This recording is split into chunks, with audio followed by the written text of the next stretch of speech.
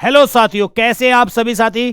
तो बेटा एक बार जुड़िएगा आप सभी साथी। बेटा आप लोगों के लिए बीएड एंट्रेंस एग्जाम की क्लास आपकी स्टार्ट हो गई है। बेटा आप लोगों को पता है कि पीडब्ल्यू टीचिंग वल्ला चैनल के द्वारा आप सभी साथियों को जो आपकी बीएड एंट्रेंस एग्जाम जो आपको 10 फरवरी में जिसका आपका नोटिफिकेशन आ जाएगा और आपका शायद अप्रैल में जिसकी डेट प्रस्तावित है एग्जाम की, एंट्रेंस एग्जाम की, तो उसके लिए आपका पूरा टीचिंग वल्ला चैनल आप लोगों के लिए जो ये सेशन ला रहा है बहुत शानदार तरीके से, जिसमें आप नई नई चीज़ें सीखते हैं, नए नए आप एक्सपीरियंस लेते हैं, तो वो सब आपकी क्लासेस स्टार्ट हो गई हैं और ये बहुत दिन से सिलसिला चल रहा है। बस आप लोग अपना साथ, अपना धैर्य, अपना पेशेंस बनाए रखिएगा टीचिंग वल्ला चैनल के साथ। और बेटा इन क्लासों को शुरू करने का एकमात्र मोटिव या जो भी रात है साथी, वो खाली आप लोगों के लिए बीएड एंट्रेंस एग्जाम निकाल करके कोई प्राइवेट कॉलेज लेना नहीं है।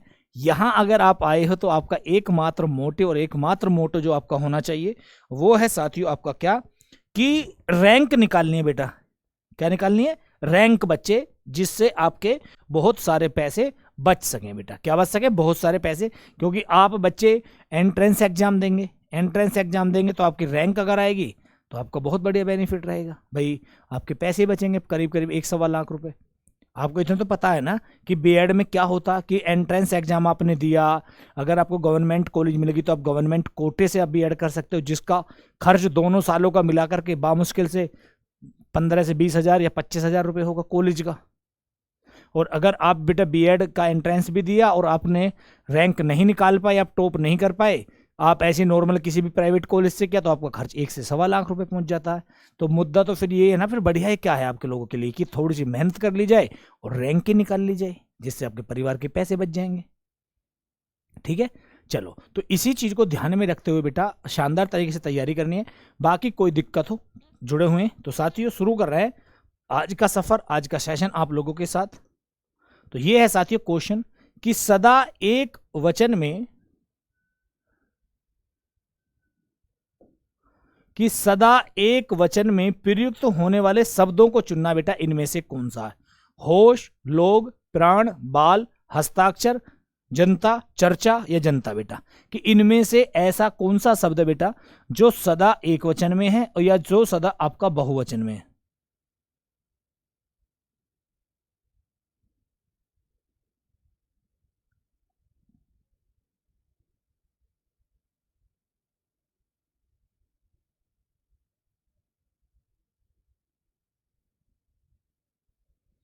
बताओ बेटा। चलिएगा, तो बेटा जो इसका सही आंसर बनेगा वो आपका चर्चा और जनता। बेटा ये आपके एक ऐसे शब्द है भैया जो सदैव एक वचन रहते हैं। बेटा सदैव एक वचन। बेटा होश, लोग, बाल ये सब आपके अलग अलग बनेंगे। बेटा क्वेश्चन है कि कल शायद परीक्षा परिणाम घोषित हो, कल शायद परीक्षा परिणाम घोषित हो, तो इस वाक्य में कौन सा काल प्रयुक्त हुआ है? सामान्य भविष्यकाल, संभाव्य भविष्यकाल, भविष्यकाल या अपूर्ण भविष्यकाल। बेटा बताइए जरा क्या बनेगा इसमें से। कल शायद परीक्षा परिणाम घोषित हो, तो इस वाक्य में कौन सा काल प्रयोग होगा? सामान्य भविष्यकाल, सामान्य संभाव्य भविष्यकाल, भविष्यकाल या अपूर्ण काल। बेटा जल्दी जल्दी बताओ बेटा क्या बनेगा। तो कल शायद परीक्षा हो, तो बेटा वहां पर शायद साथियों आपका संभाव्य, संभावना, यानी कि हम कहें साथियों कि जहां पर किसी वाक्य में, जहां पर किसी वाक्य में संभावना व्यक्त की जाती हो, संभावना व्यक्त की जाती हो, वहां संभाव्य भविष्यकाल। क्योंकि बेटा संभावना जो व्यक्त की जाएगी ना वो भविष्य की ही बात होगी, तो क्या कहलाएगा? संभाव्य भविष्यकाल। और इसकी पहचान बेटा क्या बनती है? जिनमें बेटा आपके शब्द लग जाएंगे शायद, संभवतः, एक शब्द होता है बेटा संभवतः और एक शब्द होता है लगता है। तो ये आप देखेंगे ये सारे क्या पहचान है साथियों संभाव्य भविष्यकाल की। भाई आप शायद जोड़ोगे कि शायद ऐसा हो, तो क्या संभावना व्यक्त की गई है। संभवतः ऐसा कल होगा, ये लगता है आज बारिश आएगी, तो इस प्रकार के शब्द आप यूज कर लेते हैं, तो ये क्या बनेगा साथियों आपका संभाव्य भविष्यकाल आपका बनेगा। सौम्य शब्द का विलोम बेटा क्या होगा? सौम्य शब्द का विलोम ऑप्शन है साथियों, सौभाग्य, उग्र, शत्रु या दुराशय बेटा। सौम्य शब्द का विलोम इनमें से क्या बनेगा बच्चे? जल्दी जल्दी आंसर दीजिएगा। वाह मेरे शेरों, जितने भी साथी जुड़े हैं भाई, उन सभी साथियों को, लेट जो जुड़े हैं उन सभी साथियों को नमस्ते, गुड इवनिंग, राम राम जी। तो सौम्य का आपका बेटा क्या बनेगा? तो भैया सौम्य का आपका उग्र बनेगा बेटा, उग्र साथियों। सौभाग्य का दुर्भाग्य हो जाता है, शत्रु का मित्र बन जाता है, और भैया दुराशय का सदाशय बन जाता है। ठीक है ना? तो यहां पर सौम्य यानी कि उग्र बेटा। अवर का विलोम शब्द इनमें से क्या होगा? अवर, लघु, प्रवर, सुवर या कनिष्ठ बेटा। अवर का विलोम शब्द आपका क्या है बच्चे? आप कभी कभी देखते होगे, आप जब किसी गवर्नमेंट ऑफिस में जाते हो ना, जो बिजली बिजली या इनसे जुड़े होते, अवर अभियंता लिखा रहता है वहां पर, अवर अभियंता है। तो वो क्या होता है बेटा? इसका विलोम शब्द आप फिर क्या बनाएंगे, ये आपको बताना साथियों। जल्दी से बताओ बेटा क्या बनेगा?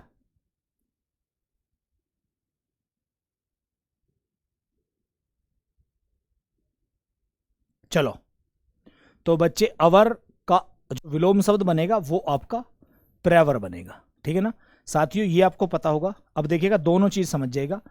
अवर और कनिष्ठ जो है ये आपके एक ही बात है। ठीक है, और ये क्या होते हैं बेटा? इनको कहा जाता है जूनियर। ठीक है, इनके अपोजिट बेटा आपके होते हैं प्रवर या ज्येष्ठ। ज्येष्ठ नहीं, ज्येष्ठ मत रखो, कनिष्ठ लिखो बेटा, कनिष्ठ की जगह वरिष्ठ लिखो, प्रवर या वरिष्ठ, वरिष्ठ अधिकारी। ये क्या होते हैं बेटा? सीनियर। ठीक है ना, तो ये आपको अब समझ में आ गया होगा। तो अवर और ये लघु का बेटा दीर्घ भी बन जाता कई जगह गुरु भी बन जाता है बेटा। ठीक है, एक ही बात है, चलिएगा। आभ्यंतर का तद्भव शब्द बेटा इनमें से क्या होगा? आभ्यंतर, अंदर, भीतर, बाहर या गहरा बेटा। आभ्यंतर का तद्भव शब्द बेटा आप लोगों को बताना है, इनमें से क्या होगा बेटा? आंसर दीजिएगा मेरे शेरों, जितने भी साथी बेटा जुड़े हुए हैं। जी बेटा, आभ्यंतर का तद्भव शब्द बच्चे मैं आप लोगों को कई बार बता चुका हूं, दो चीजें होती हैं बेटा जब शब्द भेद हम पढ़ते हैं। एक आपके तत्सम शब्द होते हैं बेटा। तत्सम क्या होते हैं बेटा? जो दो शब्दों से मिलकर के बने, तत् और सम से बेटा। यहां तत् का मतलब क्या बेटा? उसके, और सम का मतलब क्या? समान। ठीक है ना, यहां उसके से मतलब क्या? संस्कृत। ठीक है ना, कि संस्कृत के समान प्रयोग वाले। और एक होते हैं बेटा आपके तद्भव शब्द। तो ये भी आपका दो शब्दों से मिलकर के बना है। क्या क्या है बेटा दोनों शब्द? तत् और भव बेटा। तत् का क्या मतलब है? यहां उसके, और भव का मतलब क्या बेटा? से उत्पन्न, से उत्पन्न, यानी कि उससे उत्पन्न बेटा। किससे? उससे। और यहां उस क्या है बेटा? उस है भैया संस्कृत, उससे यानी कि संस्कृत। यानी कि ऐसे शब्द बेटा जो हमारी संस्कृत भाषा से उत्पन्न हुए हैं या हमारी हिंदी भाषा में प्रयुक्त हो रहे हैं बेटा, ऐसे मान लीजिएगा। हिंदी भाषा में प्रयुक्त शब्दों को आपका ये कहा जाता है बेटा। ठीक है ना, प्रयुक्त शब्द आपके तद्भव हो गए, और यहां पर बेटा आपके संस्कृत भाषा में प्रयुक्त शब्द, संस्कृत भाषा में प्रयुक्त शब्द बेटा आपके ये कहलाएंगे। तो आभ्यंतर का क्या बनेगा भैया? भीतर आपका बनेगा साथियों, भीतर, आभ्यंतर, भीतर बेटा। निम्नलिखित में से कौन सा शब्द किरण का पर्यायवाची शब्द नहीं है भैया? किरण का मरीचि, रश्मि, पुष्कर, दीप्ति बेटा बताएगा। इनमें से कौन सा शब्द किरण का पर्यायवाची नहीं है बेटा? ये आप लोगों को बताना। ऑप्शन आप लोगों के सामने है, मरीचि, रश्मि, पुष्कर या दीप्ति बेटा। बताएंगे भाई सभी साथी बेटा, जल्दी जल्दी आंसर देंगे कि इनमें से किरण का पर्यायवाची शब्द आपका कौन सा नहीं है? मरीचि, रश्मि, पुष्कर या दीप्ति बेटा। भोलेनाथ, सॉरी।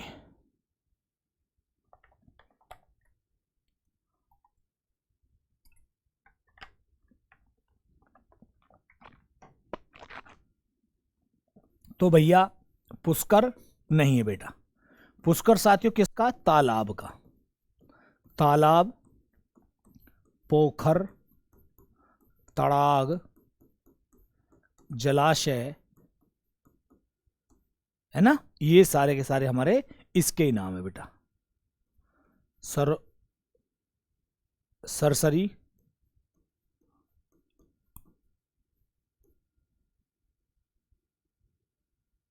हाँ बेटा। बाकी मरीचि, रश्मि, दीप्ति, प्रभा, ज्योति, मयूख, ये सारे के सारे बेटा। वीची भी एक होता है बेटा वीची, तो ये भी किसका? किरण का बेटा। तो ये सारे के सारे हमारे किसके हैं? आपके किरण के बेटा। और ये सारा ये आपके तालाब, पोखर, तड़ाग, जलाशय, सरसरी, ठीक है, ये आपके पुष्कर या झोड़ के, जहां आप पानी स्टोर होता है बेटा। चंद्रहास शब्द बेटा इनमें से किसका पर्यायवाची है? चंद्रहास इनमें से किसका पर्यायवाची है? चांदनी, पक्षी, मनमथ या करवाल? बताएगा साथियों। चंद्रहास इनमें से किसका पर्यायवाची है बेटा? चंद्रहास। और ये मैंने एक बार पेपर में कराया था, आप लोगों को याद होगा अगर क्लास में, कि एक बार इस क्वेश्चन को मैं आप लोगों के लिए और भी करा चुका हूं बेटा। तो इसमें से क्या आंसर बनेगा? तो भैया चंद्रहास, इसे आप बेटा पहले चांदनी पक्षी की हम बात करें, क्या क्या बन जाएंगे? तो भैया खग, विहग, विहंगम, पखेरु, अंडज, द्विज और भैया शकुन। तो ये सारे आपके पक्षी हैं बेटा। मनमथ किसका भैया? मनमथ बेटा कामदेव का बनता है, जो कामदेवता है। कामदेव, मार, अनंग, काम, पंचशर, ठीक है ना। अब इसके बाद देखो बेटा जितने भी मन से बनने वाले शब्द हैं, मदन, मनोज, मनसिज, मनमथ, ये सारे के सारे हमारे इसके हैं बेटा। अब आ जाओ साथियों करवाल। करवाल तलवार, खड़ग, अशी, कृपाण, खंजर और भैया हमारा चंद्रहास। तो ये सारे के सारे साथियों आपके किसके हैं? करवाल के बेटा। क्लियर? तो इसमें जो सही आंसर है बेटा वो है आपका करवाल का, ये सही आंसर आपका बन जाएगा बेटा। पानी का एक अर्थ है जल, निम्नलिखित में से दूसरा अर्थ बेटा क्या होगा? बहना, झरना, सम्मान या विष बेटा। तो पानी का एक अर्थ है आपका जल, तो दूसरा अर्थ बेटा इनमें से क्या है? बहना होगा, झरना होगा, सम्मान होगा या विष होगा बेटा।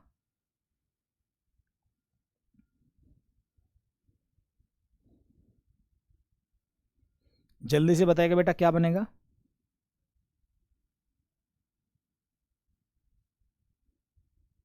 जल्दी से बेटा। पानी का एक अर्थ है जल, निम्नलिखित में से दूसरा अर्थ बेटा क्या बनेगा? बहना, झरना, सम्मान या विष बेटा। चलिएगा, तो भैया सम्मान। पानी का बेटा देखो चमक भी है, चमक कह सकते हैं आप, सम्मान कह सकते हैं आप, प्रतिष्ठा कह सकते हैं आप, हैं वो है ना बेटा। रहीमन पानी राखिए, बिन पानी सब सून, पानी गए न उबरे, मोती मानुष चून।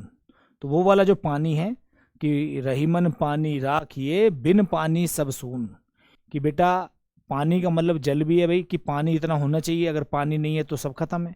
और पानी का मतलब सम्मान भी, कि रहीमन इतना सम्मान रखिएगा, बिन पानी सब सून, की बिन सम्मान के भी सब सूना है। पानी गए न उबरे, मोती मानुष चून, कि पानी अगर आपका खत्म हो गया, सम्मान अगर आपका खत्म हो गया, तो जो आदमी है ना, वो आपका सब चून के बराबर है, उसकी कोई वैल्यू नहीं है बेटा। ठीक है, चलिएगा। वाग जाल का संधि विच्छेद बेटा इनमें से क्या बनेगा? वाग जाल का संधि विच्छेद इनमें से आपका क्या बनेगा साथियों? बताएगा। वाग जाल, A option, B option, C option या डी ऑप्शन बेटा। वाग जाल का सही संधि विच्छेद इनमें से क्या बनेगा? तो भैया वाग जाल का बनेगा वाक धन जाल बेटा। और संधि कौन सी है ये है भैया आपकी व्यंजन संधि का रूल है बेटा। किसका? व्यंजन संधि का रूल बेटा। व्यंजन संधि में बेटा एक रूल है कि जहां आपका कै गै में परावर्तित हो जाता है बेटा, कै गै में परावर्तित हो गया। अरे यार, कै किस में हुआ? गै में परावर्तित। ठीक है बेटा, किसमें? गांव में। जैसे आपने बेटा एक शब्द लिखते हैं आप दिग्दर्शन, जो बहुत पूछा जाता है बेटा, दिग धन दर्शन। तो आपका जब शब्द बनाते हैं तो आप क्या बनाते हैं? दिग्दर्शन, ऐसे बेटा। ठीक है, इससे आपके बहुत सारे शब्द बन जाएंगे। दिग धन जाल, तो आप क्या बनाते हैं बेटा? दिग्जाल। ठीक है ना, ऐसे बेटा ये बन गया आपका वाक धन ईश, तो शब्द बन जाता बेटा वागीश। ठीक है, ऐसी बेटा एक शब्द होता वाक धन ईश्वरी, तो आपका शब्द क्या बन जाता? वागीश्वरी। तो ये उसी रूल को फॉलो कर रहा है जहां पर आपका कै गै वर्ण में आपका परावर्तित हुआ। ये व्यंजन संधि का एक रूल बनता है साथियों कि जहां प्रयुक्त वर्ण अपने तीसरे वर्ण में परावर्तित हो जाता है, जैसे कै गै में हो गया है। ठीक है ना, कौन सा? कै गै में हो गया बेटा। तो इसे ऐसे मान लीजिएगा, कै गै में, त दै में, प बै में, ऐसे बेटा ये इनमें आपके परावर्तित होंगे बेटा। ठीक है, चलिए नेक्स्ट बेटा, दिग्दर्शन का संधि लो भैया, इसे कहते हैं को इंसिडेंस। व्हाट आ को इंसिडेंस, कि शब्द कराया नहीं और आंसर आ गया। ओह देखो, अभी करा दिया नहीं, लेकिन मुझे पता नहीं था कि अगला क्वेश्चन इसी से रिलेटेड होने वाला है, वरना मैं कराता भी नहीं इसे बेटा आप लोगों के लिए। ठीक है साथियों, तो यहां पर क्या आंसर बन जाएगा फिर? तो आपका क्या कह रहे हो? अब तो बिल्कुल मार देंगे इसे। तो दिक धन दर्शन बेटा आपका, और ये संधि पूछ ले तो भाई व्यंजन संधि आपका बन जाएगा बेटा। निम्नलिखित में से कर्मधारय समास का उदाहरण कौन सा होगा मेरे साथियों? कर्मधारय समास का उदाहरण प्रियसखा, कामचोर, आजन्म या सपरिवार। कर्मधारय समास का इनमें से क्या होगा? ऑप्शन है साथियों प्रियसखा, कामचोर, अजन्मा या सपरिवार।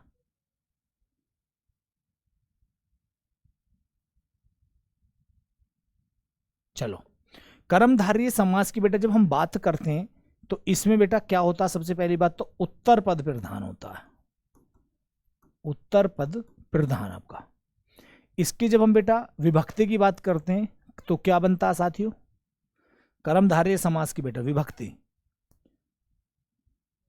उत्तर पद प्रधान है बेटा कर्मधारय समास में। और इसमें बेटा कुछ भी नहीं होता साथियों, तुलना, तुलनात्मक शब्दों का प्रयोग होता है बेटा। ठीक है ना, तो यहां पर जो बनेगा भैया वो है साथियों प्रियसखा।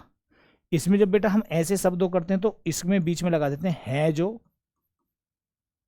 या है जिसके, ऐसे शब्दों का प्रयोग करते हैं बेटा। जब साथियों हम प्रिय सखा की बात करते हैं तो इसका जो विभक्ति करेंगे तो वो बनेगा प्रिय है जो सखा। सखा का दोस्त मतलब मित्र बेटा।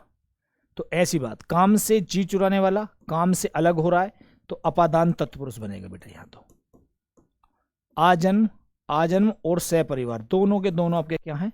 अव्ययी भाव समास है बेटा, अव्ययी भाव समास साथियों। ठीक है, चलिए नेक्स्ट, शतांश शब्द निम्न में से कौन सा समास है साथियों?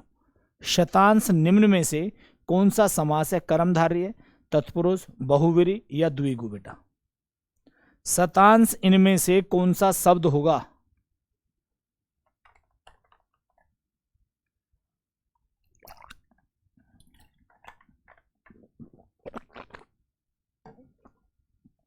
शतांश भैया आपका द्विगु समास, क्योंकि बेटा जब आप शतांश शब्द को तोड़ोगे तो दो शब्दों में टूटेगा। वो दो शब्द क्या होंगे? तो भैया दो शब्द साथियों आपके शत होंगे और अंश होगा। ठीक है ना, शत का मतलब बेटा सैकड़ा, 100, और अंश का मतलब बेटा भाग।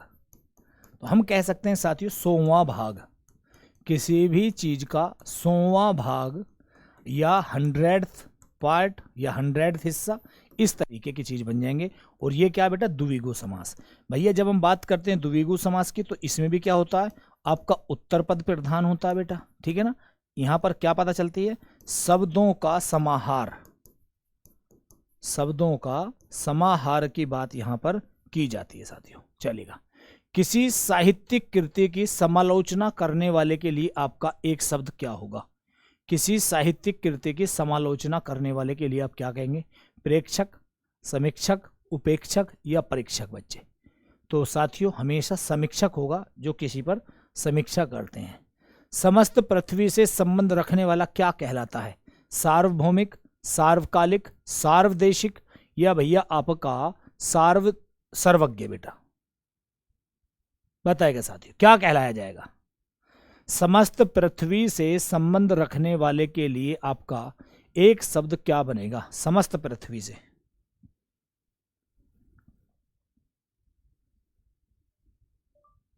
समस्त पृथ्वी से संबंध रखने वाला क्या कहलाता है।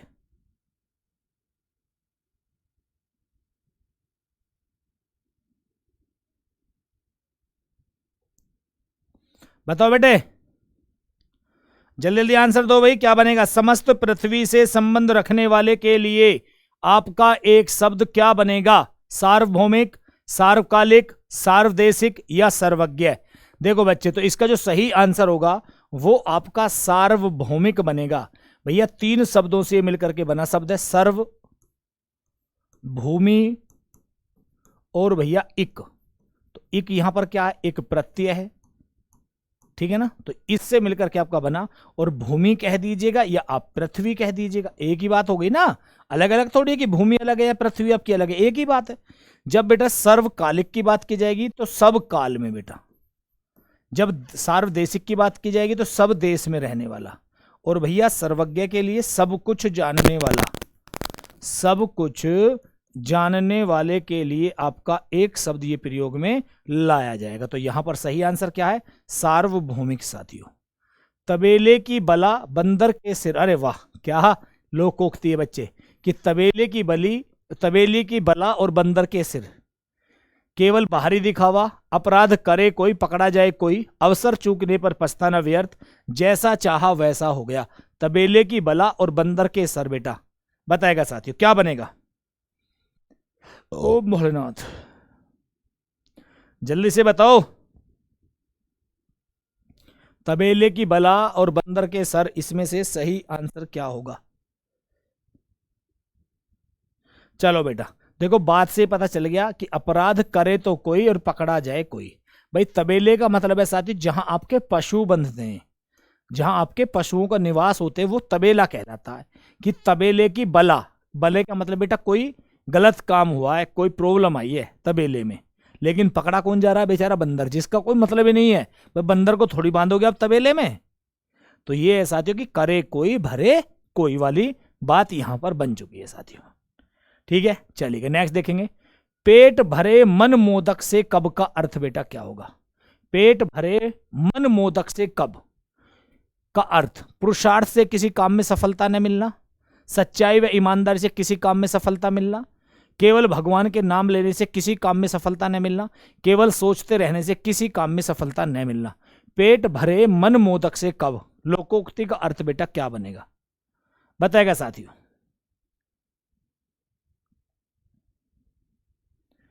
पेट भरे मन मोदक से कब का अर्थ क्या बनेगा।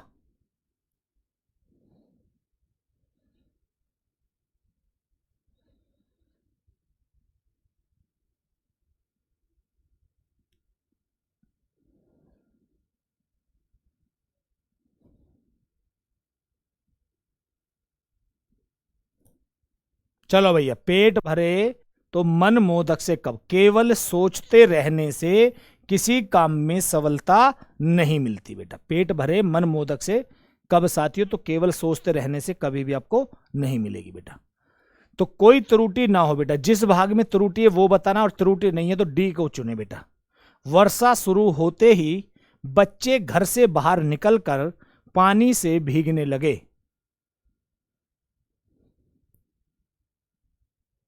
वर्षा शुरू होते ही बच्चे घर से बाहर निकलकर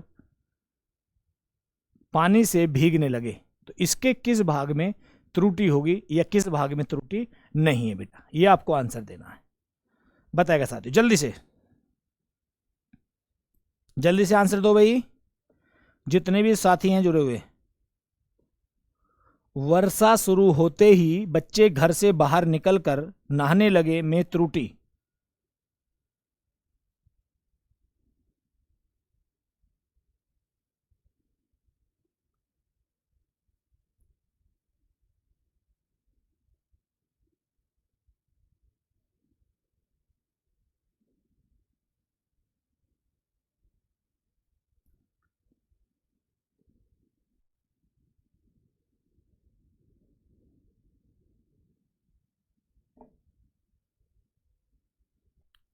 चलो भैया, तो भैया इसमें आपकी कोई त्रुटि आपकी नहीं होगी बेटा।